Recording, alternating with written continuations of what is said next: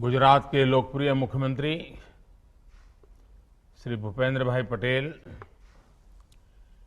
केंद्रीय मंत्रिमंडल में मेरे साथी डॉक्टर जितेंद्र सिंह जी, विभिन्न राज्य सरकारों के मंत्रीगण,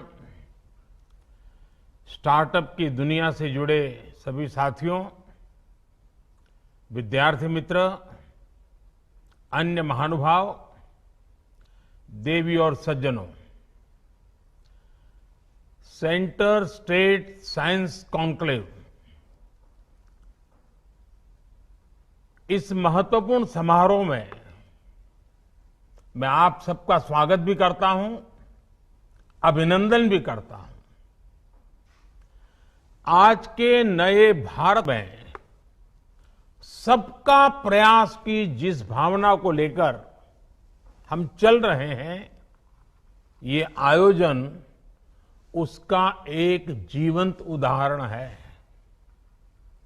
साथियों, 21वीं सदी के भारत के विकास में विज्ञान उस ऊर्जा की तरह है जिसमें हर क्षेत्र के विकास को, हर राज्य के विकास को बहुत गति देने का सामर्थ्य है।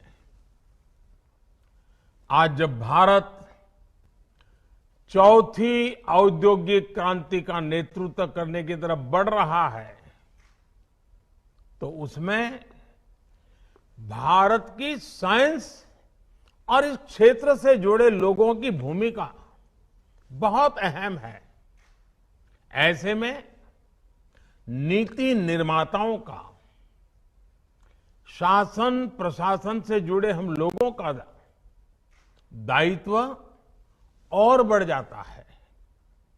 मुझे उम्मीद है अहमदाबाद की साइंस सिटी में हो रहा ये मंथन आपको एक नई प्रेरणा देगा, साइंस को प्रोत्साहित करने के उत्साह से भर देगा।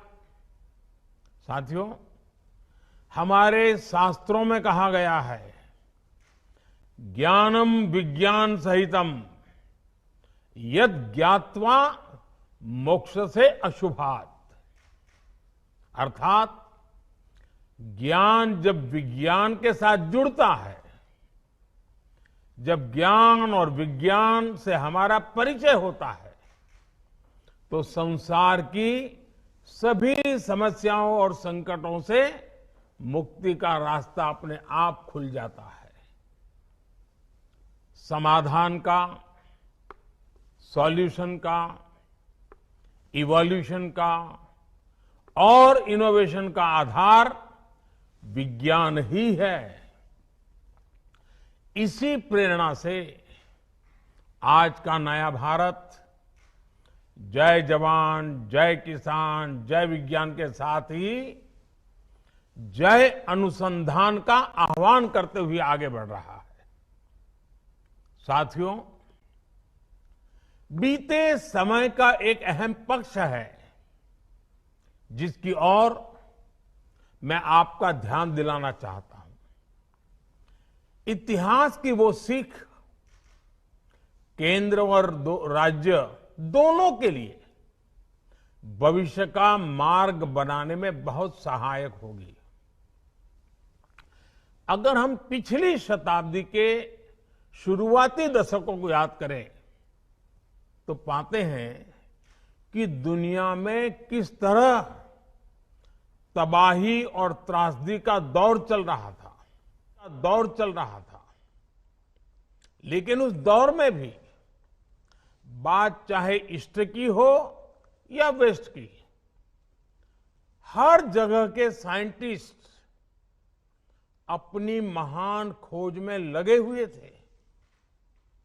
पश्चिम में Einstein, Fermi, max Planck, Nils bore, Tesla, ऐसे अनेक साइंटिस्ट अपने प्रयोगों से दुनिया को चौंका रहे थे। उसी दौर में सीवी रमन, जगदीश चंद्र बोस, सत्येंद्र नाथ बोस, मेघनाथ साहा एस चंद्रशेखर, वैसे अनगिनत वैज्ञानिक अपनी नई नई खोज सामने लेकर के आ रहे थे। इन सभी वैज्ञानिकों ने भविष्य को बेहतर बनाने के कई रास्ते खोज दिए, लेकिन ईस्ट और वेस्ट के बीच एक बड़ा अंतर ये रहा कि हमने अपने वैज्ञानिकों के काम को उतना सेलिब्रेट नहीं किया जितना किया जाना चाहिए था। इस वजह से साइंस को लेकर हमारे समाज के एक बड़े हिस्से में उदासीनता का भाव पैदा हो गया। एक बात हमें याद रखनी चाहिए कि जब हम कला को सेलिब्रेट करते हैं तो हम और नए कलाकारों को प्रेरणा भी देते हैं, पैदा भी करते हैं। जब हम खेल को सेलिब्रेट करते हैं तो हम और नए खिलाड़ियों को प्रेरित भी करते हैं, पैदा भी करते हैं। उसी तरह जब हम अपने वैज्ञानिकों की उपलब्धियों को सेलिब्रेट करते हैं तो साइंस हमारे समाज का स्वाभाविक हिस्सा बन जाती है, वो पार्ट ऑफ कल्चर बन जाती है। इसलिए आज सबसे पहला आग्रह मेरा यही है, आप सभी राज्यों से आए हुए लोग हैं, मैं आपसे आग्रह करता हूं कि हम अपने देश के वैज्ञानिकों की उपलब्धियों को जम करके सेलिब्रेट करें, उनका गौरवगान करें, उनका महिमा मंडन करें। कदम कदम पर हमारे देश के वैज्ञानिक हमें अपनी खोज के तरह इसका अवसर भी दे रहे हैं। आप सोचिए, आज भारत अगर कोरोना की वैक्सीन विकसित कर सका है, 200 करोड़ से ज्यादा वैक्सीन डोज लगा सका है, तो उसके पीछे हमारे वैज्ञानिकों की कितनी बड़ी ताकत है। ऐसे ही आज हर क्षेत्र में भारत के वैज्ञानिक कमाल कर रहे हैं। भारत के वैज्ञानिकों की हर छोटी बड़ी उपलब्धि को सेलिब्रेट करने से देश में साइंस के प्रति जो रुझान पैदा होगा वो इस अमृत काल में हमारी बहुत मदद करेगा। साथियों, मुझे खुशी है कि हमारी सरकार साइंस बेस्ड डेवलपमेंट की सोच के साथ आगे बढ़ रही है। 2014 के बाद से साइंस और टेक्नोलॉजी के क्षेत्र में इन्वेस्टमेंट में भी काफी वृद्धि की गई है।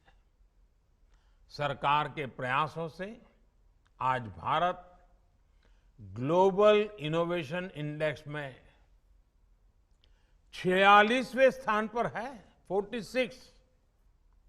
जबकि 2015 में भारत 81 नंबर पर था, 81। इतने कम समय में हम 81 से 46 तक आए हैं, लेकिन यहां रुकना नहीं है, अभी और ऊपर जाना है। आज भारत में रिकॉर्ड संख्या में पेटेंट हो रहे हैं, नए नए इनोवेशन हो रहे हैं। आप भी देख रहे हैं कि आज इस कॉन्क्लेव में इतने सारे स्टार्टअप साइंस के सेक्टर से हमारे यहां आए हैं। देश में स्टार्टअप की लहर बता रही है कि बदलाव कितनी तेजी से आ रहा है। साथियों, आज की युवा पीढ़ी के डीएनए में ही साइंस, टेक्नोलॉजी और इनोवेशन, उसके प्रति रुझान है। वो बहुत तेजी से टेक्नोलॉजी को एडॉप्ट करता है। हमें इस युवा पीढ़ी को पूरी शक्ति से सपोर्ट करना है। आज के नए भारत में युवा पीढ़ी के लिए रिसर्च और इनोवेशन के क्षेत्र में नए सेक्टर बन रहे हैं, नए सेक्टर खुल रहे हैं। स्पेस मिशन हो, डीप ओशन मिशन हो, नेशनल सुपर कंप्यूटिंग मिशन हो, सेमीकंडक्टर मिशन हो, मिशन हाइड्रोजन हो, ड्रोन टेक्नोलॉजी हो, ऐसे अनेक अभियानों पर तेजी से काम चल रहा है। नई नेशनल एजुकेशन पॉलिसी में इस बात पर खास जोर दिया गया है कि विद्यार्थी को उसकी मातृभाषा में साइंस और टेक्नोलॉजी की शिक्षा उपलब्ध हो सके। साथियों, इस अमृत काल में भारत को रिसर्च और इनोवेशन का ग्लोबल सेंटर बनाने के लिए हम सब ने एक साथ मिलकर के अनेक मोर्चों पर काम करना है। अपनी साइंस और टेक्नोलॉजी से जुड़ी रिसर्च को हमें लोकल स्तर पर लेकर जाना है। आज समय की मांग है कि हर राज्य अपनी स्थानीय समस्याओं के हिसाब से स्थानीय समाधान तैयार करने के लिए इनोवेशन पर बल दे। अब जैसे कंस्ट्रक्शन का ही उदाहरण लीजिए।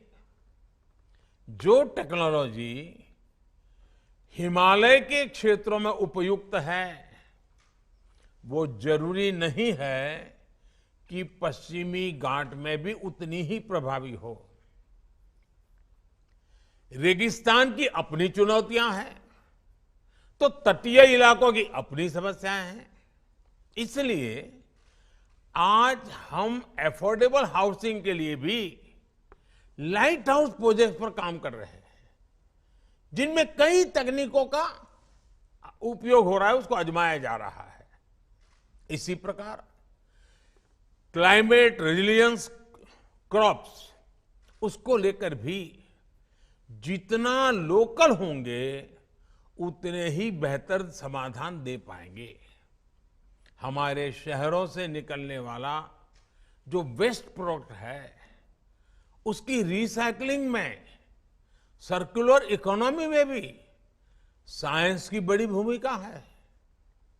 ऐसी हर चुनौती से निपटने के लिए ये आवश्यक है कि हर राज्य साइंस, इनोवेशन और टेक्नोलॉजी से जुड़ी आधुनिक पॉलिसी का निर्माण करे, उस पर अमल करे।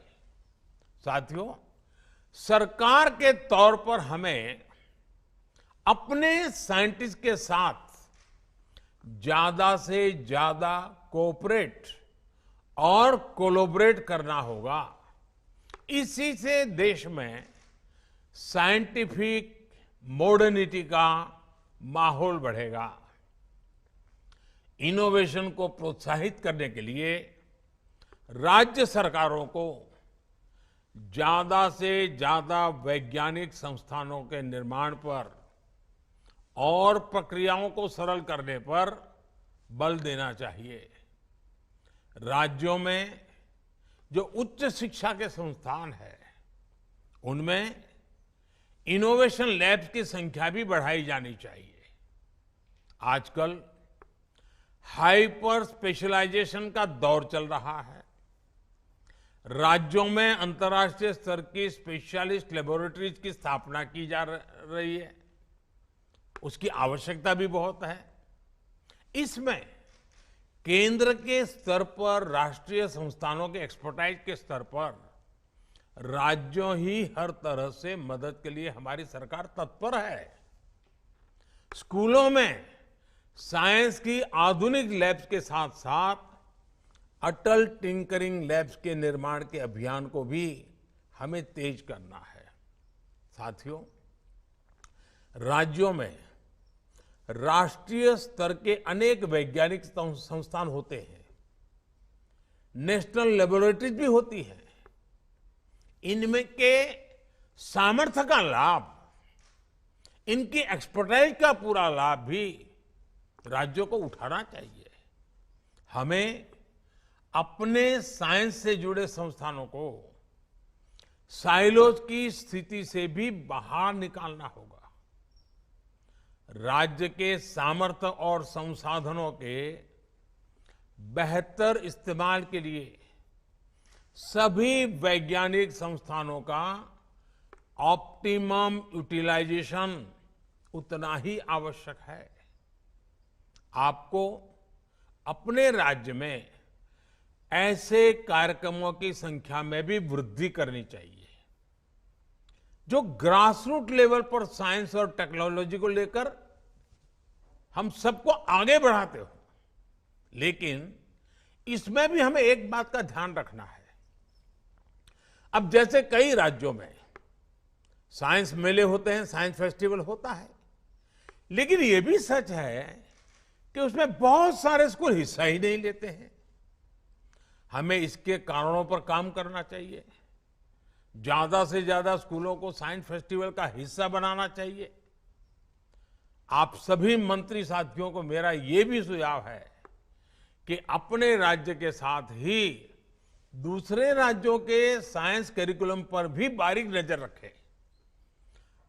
दूसरे राज्यों में जो कुछ अच्छा है उसे आप अपने यहां दोहरा सकते हैं। देश में साइंस को बढ़ावा देने के लिए हर राज्य में साइंस और टेक्नोलॉजी से जुड़े इंफ्रास्ट्रक्चर का निर्माण भी उतना ही आवश्यक है। साथियों, भारत का रिसर्च और इनोवेशन इकोसिस्टम दुनिया में श्रेष्ठ हो, अमृत काल में हमें इसके लिए पूरी ईमानदारी के साथ जुटना है।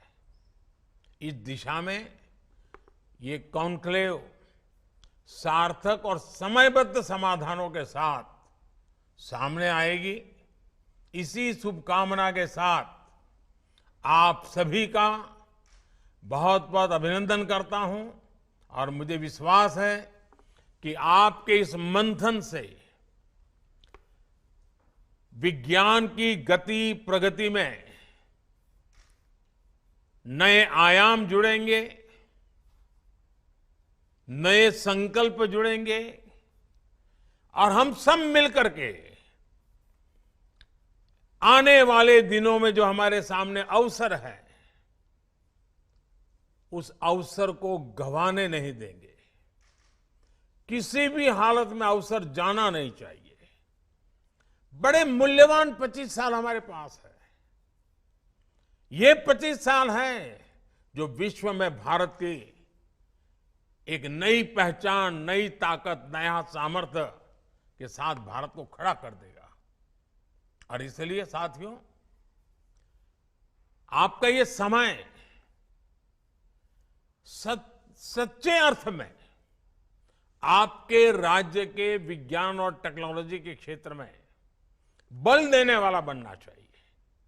मुझे विश्वास है आप इस मंथन से वो अमृत निकाल के जाएंगे जो अमृत आपके अपने अपने राज्य में अनेक नए अनुसंधानों के साथ देश की प्रगति में जुड़ेगा। बहुत बहुत शुभकामनाएं, बहुत बहुत धन्यवाद।